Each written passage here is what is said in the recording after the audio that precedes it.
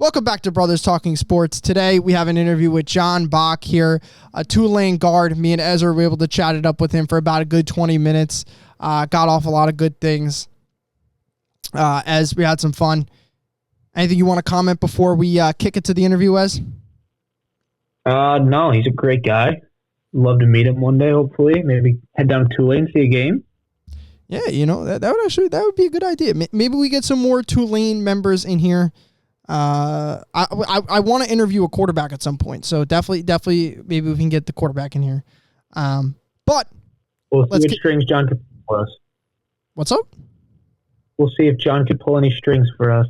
Yeah. We'll work on it. Don't worry. We're gonna get some more interviews in here. But let's kick it to John and the interview. What's up, John? What's up, man? How you doing? Good. How you doing, brother? Good. This is Ezra with me today. What's up? John, can you hear me well? Oh, yeah. Perfect. Sweet. All right, cool. Yo, what's up, guys? Not much. What's up with you? Nothing. Just a little day off today, so just relaxing. Had a scrimmage yesterday. That's nice. Little spring scrimmage. Yeah, I know. It was our second one, and then we got pretty much 2 more weeks now. Have our spring game, and then got our little time off, and we're back to it. When does mini camp kick up? Because it's obviously a lot before the NFL, but Yeah, so our mini camp is usually like the early month of August, and then let's say we play on the 28th of August, it's usually like 28 days. Okay. So early August. Yeah, it's usually when we don't have school. So like right when our summer session ends, and then before the fall session starts. So like they kind of hold you for about like 13, 14 hours a day. It's pretty crazy days. Yeah, I bet. Oh, yeah. So it's usually like a 5 a.m. to 8 p.m. day, I'd say. And then you do that every day. Some school, like my old school, FIU, they would hotel us sometimes. So like everybody stays in a hotel together. It's just to make sure you get ready for the season, playbook edition, stuff like that. So depending on the team you're playing too, a lot of teams like G5s are playing like, I know FIU's playing Penn State this year. Like we play Ole Miss. Like usually you have to prepare for those teams a little more. Yeah, definitely. Those out-of-conference games are a lot harder than those in-conference games. Yeah, no. Yeah, I bet. Ez, you want to kick it off with a question?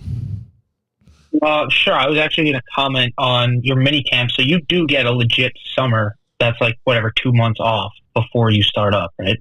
Yeah, so it's a little different at Tulane just because it's a really academic institution, but just because we have finals that go into it. So Tulane, we get about, I'd say, 4 weeks off, but then they also give us another 2 weeks down the road. Like I think it's like the 4th of July week we get off, and then another week. So they're pretty good about spacing that stuff out. I know some places want to keep you there as much as possible, but the way like John Summerall, like he's a great head coach. Like he gives us our time off for sure. So it's got to help give back to the players too, because they're going to give him the respect that he needs, and you guys know that he respects you and your time off. Yeah, no, he's definitely a player's coach. Like just the way he interacts with us, I've never really seen anything like it. Honestly, I think he's going about the right way. Cool. At FIU, you played guard and center, right? You started at guard and then kind of moved more towards center, correct? Yeah. So my freshman year, I played left guard because we had a decent center. He ended up transferring to Middle Tennessee the year after that, but he was a redshirt senior, I think, or a senior, and then I was a true freshman. So I was about 4 years younger than him. So they played me at guard, waited for me to get a little bit older, and then I played center that next year. And then right now I'm kind of switching between center and guard here. So okay.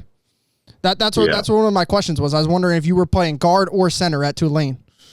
Yeah, so I'll give you guys a little inside scoop. I think I'll probably end up playing guard here. That's what I thought too. Yeah, so because Jack Hollifield, I'll be like quite frank, Jack Hollifield's a great center, but I think Jack hasn't played much guard recently. So he played at Virginia Tech for 3 years, didn't see much play time. Had a great season at Appalachian State last year at center. So really his only starts were at center.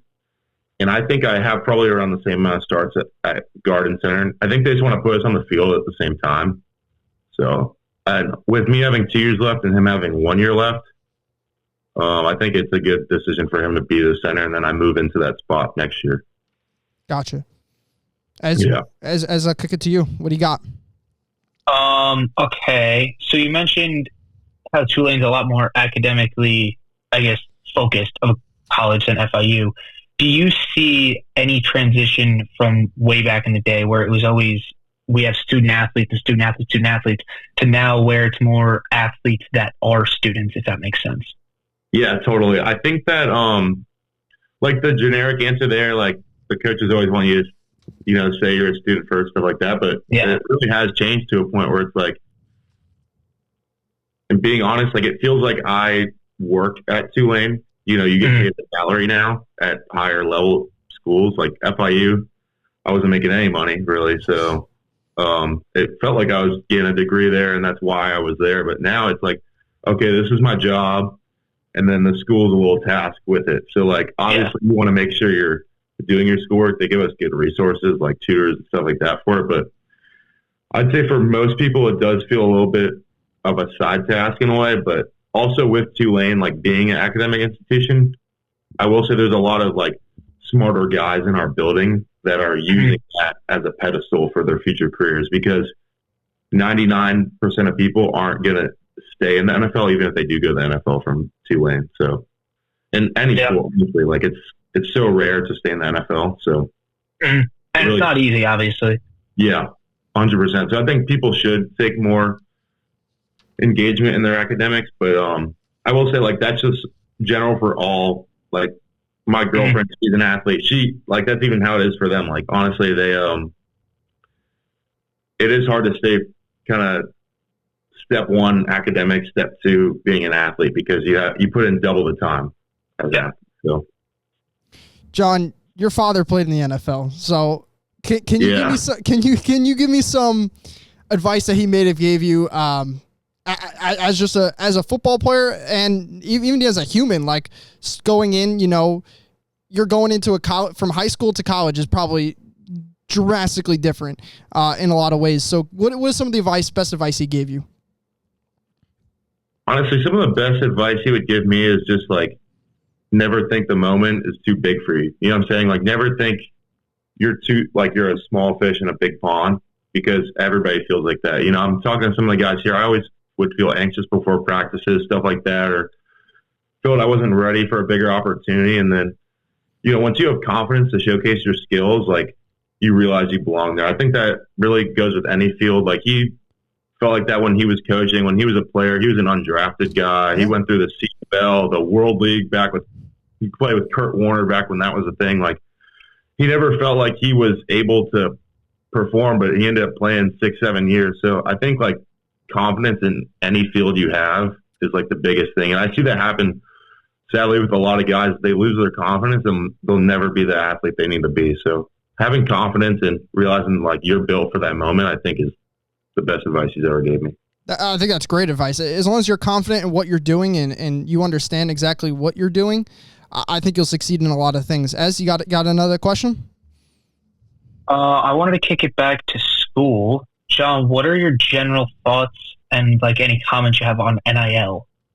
And if you have any brand deals or anything? Yeah, no, so the way they're doing it is I recently signed to a new agency called First Down Sports.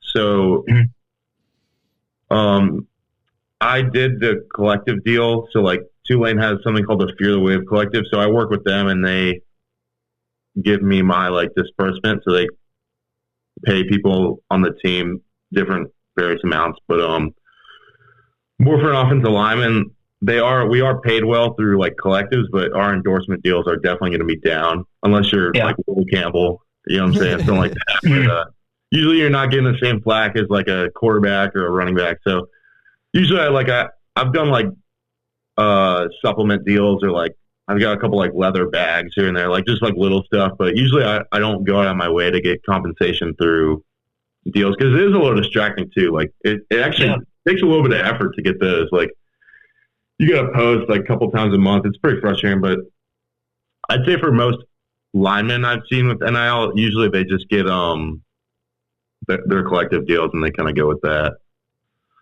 But I think NIL is a great thing. I think that it's a little, the word I would use is inflated. I think they need to figure it out probably with the revenue share coming in, like where people are salaried. I know taxes are coming up. A lot of people don't know what to do with their taxes. We don't get, or we have W-2s to file our taxes, but nobody even knows what that is. These kids are 18 years old making $500,000. Like, they have no idea what to do with that. They're probably, some of them are probably going to get some IRS trouble in a couple months, but yeah, I think it's a great thing. I think maybe it's a little inflated, especially with the quarterback game right now. But they are paying them off of how they can play in college, not how they're going to play in the NFL. So I think some people have to take that into account with how much money these schools have. Yeah. Continue. But I'm all good on what I was going to say there. Oh, okay. Yeah, Carson Beck getting over like $6 million, to be able to transfer to Miami is just, it's absurd. When you think about it, even just 4 or 5 years ago from now, like guys getting, in the transfer portal, was money one of the biggest factors, or was it, hey, I want to go play here, maybe I'll take some less money, maybe I'll go play under a better head coach, or, maybe this is a better scheme fit for me, or better personal fit?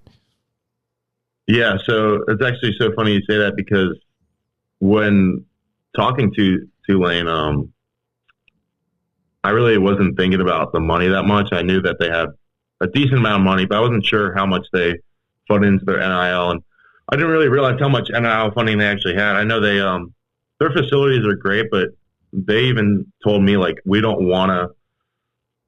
getting the dome now, but we didn't want like an indoor practice field because we wanted to spend that money on NIL funds, because that's what people want. But I didn't have my agent do anything with them NIL. I just told them, like, show me what you guys can do for me development wise, because at times, like, when you see a high paycheck, you want to like look into that more. But there were certain schools it was funny too, because it was after Tulane was recruiting me. Other schools were calling Tulane to see if they were actually recruiting me, stuff like that. Because when the portal first opened, I wasn't getting anything. And I was freaking out a little bit. The portal wasn't even actually open. My coach got fired, so you actually get like admitted early if you want to. So like the portal can do weird things to you, just thinking you're not going to get recruited. But Tulane hits me up first day the portal actually opens, and then certain Big 10 schools and Big 12 schools are offering me backup spots for 6 figures, and I was like, wow, like, hey, I'm gonna take that. Like, I'm talking like scout team spots. Like, they're like, yeah, you'll be our scout team center.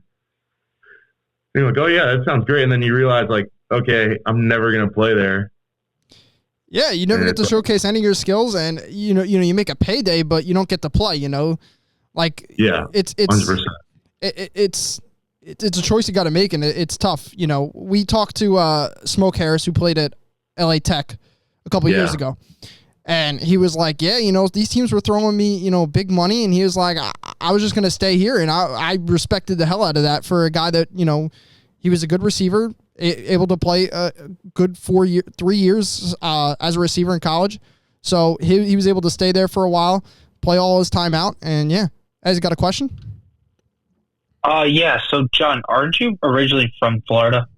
Yeah. So I'm from Fort Lauderdale area. Nuts. So how was that process for you to enter the portal, leave home, and now end up in Louisiana? Yeah, and, pick your whole life up, I guess. Yeah, no, it was definitely a little tough. Like, everything I had was in Florida. I was picking between a couple different schools out of high school, and I actually didn't even have an FBS football offer until the semifinal of the state game. So I was a pretty late bloomer that way. And after FIU had offered me, I was considering between like UAB, Middle Tennessee, like low level Conference USA teams at the time. And I decided to stay home because I was like, I don't care if the team's a little bit better, like new coaching staff, stuff like that. And I just never imagined leaving Florida. And then when that time came, I wanted to stay in Florida. I was looking at USF, and I wasn't sure. Like, I was like, that's still 4 hours away. So I didn't think Miami was a great option. Like, again, what I was talking about, like, a school like Miami can throw you money, but you don't even think like they're going to give you a chance to play, even if you believe you can play. Because all the guys we even have at Tulane, like Mo Westmoreland, he committed over Nebraska. That probably threw him triple what he was going to get here. but he knew he was going to produce here. It was a hard decision, but I guess with me only having 2 years left, I think that I'm just looking at this as a job now and in the best way possible. So I think that, sometimes you just got to pack up and go and do what's best for you. So, yeah, it came down to a business decision. Yeah, 100%.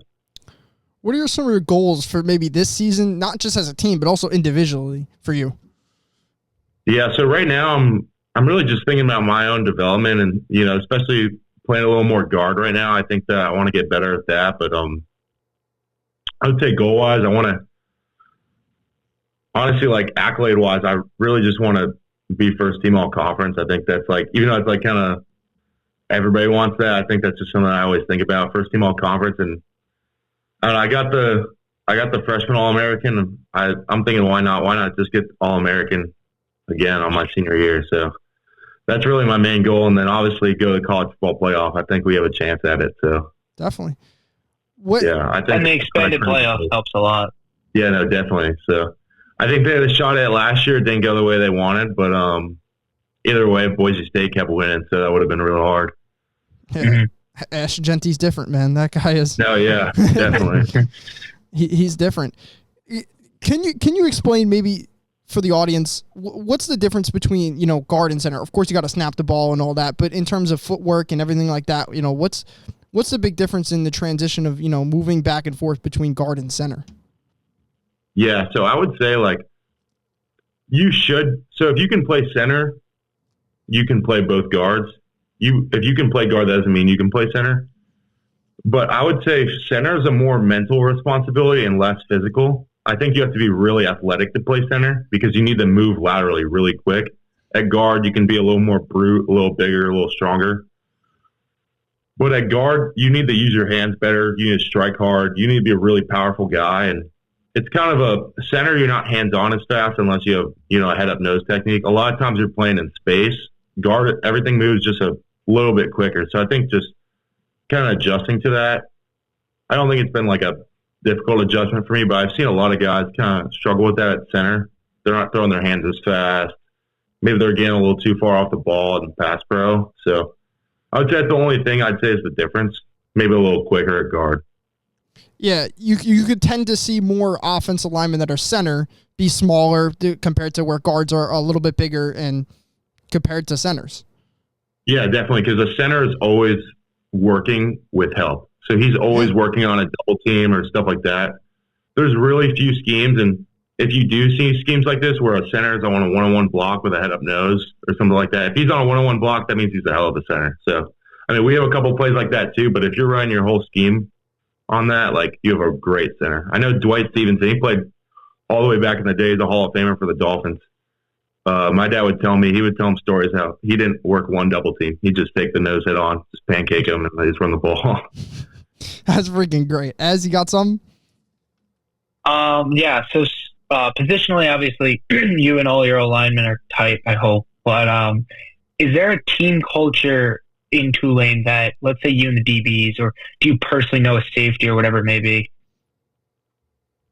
I would say, honestly, or can you repeat that question more time? Yeah. So you do a lot of individual work and positional specific work with your alignment, whether it's film, whether it's indie practice, whatever it is. But as a team and the culture at Tulane, do you personally, I don't know, have a buddy that's a safety, or are you tight with one of the corners that isn't in your, specific positional, or like the scout team defensive guys? No, yeah. For whatever reason, like every school I'm at, I always flow to the quarterback. So some of my good buddies, Caden Simonza from Ball State, he was player of the year in the MAC. Like, he's a great guy. Donovan Leary, too. He's from Illinois. So we're really close. Amari Hayes from FAU. So a couple of those transfers. And then a couple guys returning, too, like Sam Howard. He's a great guy. So I think really like a couple of my locker mates I'm really close with. Even the scout team guys, like Walker Davis, he was a scout team guy last year. Like so many great dudes on the team, honestly. I've never seen anything like it, like culture-wise. It's a lot. I mean, we have 40 transfers coming in almost. So it's wow. Like the fact that the team's already this close is says a lot to me. And it's very early, too. Yeah, extremely. How many guys are actually returning to Tulane? I couldn't give you that. I guess. You don't have to give me an exact number. I'm just saying. Just it's got to be around maybe 60%. All right. So not horrible, but I mean, we had to replace 3 offensive linemen. Mm-hmm. I know that, and then lost 2 quarterbacks. So that's interesting. All right, I'm hitting you with a non-football question. For sure. What are 5 things you would bring on a desert island? 5 things? Okay. Probably like a machete. All right. So machete is one.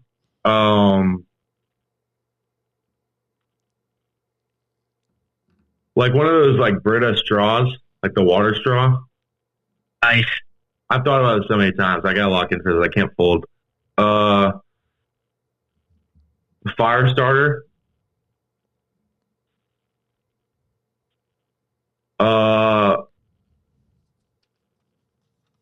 A big pack of like MREs, like those ready to eat meals. And then probably just like a big thing of water just to hold me off until I can get settled. I'm going to go no shelter. There you go. Well, are you confident you could build a shelter if need be with the machete? Yeah, with the machete. I think I'm pretty confident. Knock a couple trees down. There you go. Love that. Another fun question, non-football related. If you had a time machine, what period would you go to, and do you have a like specific place in that time period you want to visit?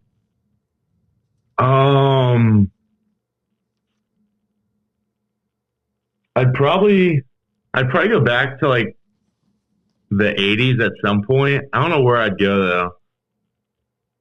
Just to see the culture and the vibe before phones. Definitely. No, yeah, I'd probably no, actually I do know. I'd go to that Tim Tebow Florida Gator team, the Wild team. Yeah, I'd join that team. Being teammates with all those guys. No, I definitely want to see what's going on behind the scenes. Have you seen the documentary? Yeah, no, Swamp Kings. Yeah, that's those guys are nuts. Yeah, I know, definitely. Are you guys up there at like 4 a.m. in the locker room like they were? That's pretty early, about 5. All right. Yeah. That's still early. Yeah, no, we're a morning practice team for sure. I mean, it gets so hot here though, so. You have to, yeah. I don't even mind it at this point. Ez, you got anything else for John?